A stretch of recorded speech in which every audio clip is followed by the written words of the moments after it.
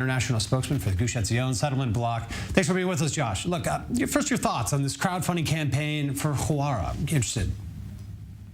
Yeah, it's interesting. You know, there's a similar crowdfunding campaign for an 18-year-old Israeli who was paralyzed in a terror attack at the Tapuach Junction, Benaya, Peretz, not too long ago.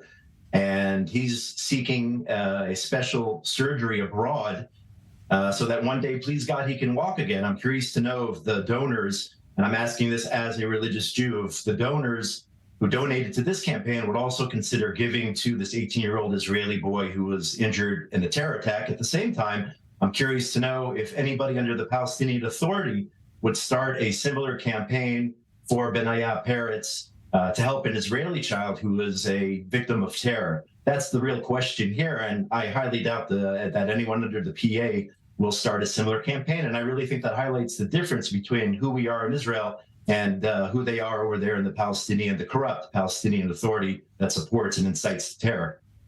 Look, there's a lot of attention right now on, your neighborhood, essentially, looking at the West Bank, up and down right now.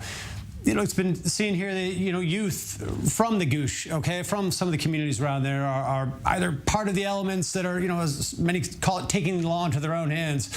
What's the message from community leaders right now to these young people? The leaders of Judea and Samaria have made it, very crystal clear that people should not take the law into their own hands. It should be left up to the IDF and the security forces to combat terror. And we do know that the IDF, the brave men and women of the IDF, are thwarting probably 90 down to the leaders of the Yesha Council and other leaders within the communities of Judea and Samaria. They are saying, let the IDF do their jobs. I think that's the message through and through from the leadership. Look, as someone, again, my personal side coming out here, but someone who's served out there a lot in uniform, I was horrified to see this week that some of the IDF's elite units had to open fire in the air, over some of the Israeli, settlers, the term used for them, the Israeli residents out in these West Bank areas, to break up a riot, to break up attacks right now. I mean, is there hostility evident in the Gush Etzion there towards the IDF? I'm not seeing that where I live. I also heard similar reports from other areas.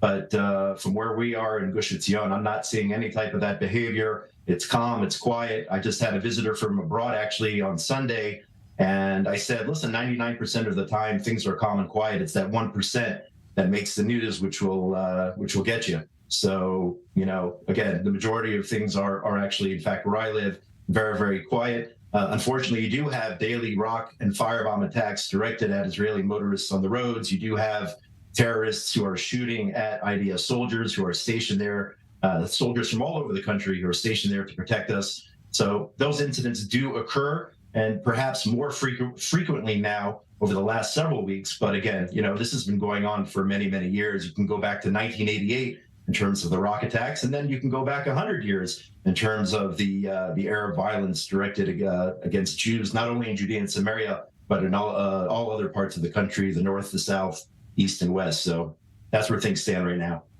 Josh Hasten, a lot of eyes, if not all of them, certainly on the events in and around the West Bank. So I appreciate you being with us here from your perspective. Thanks for joining us. Thank you.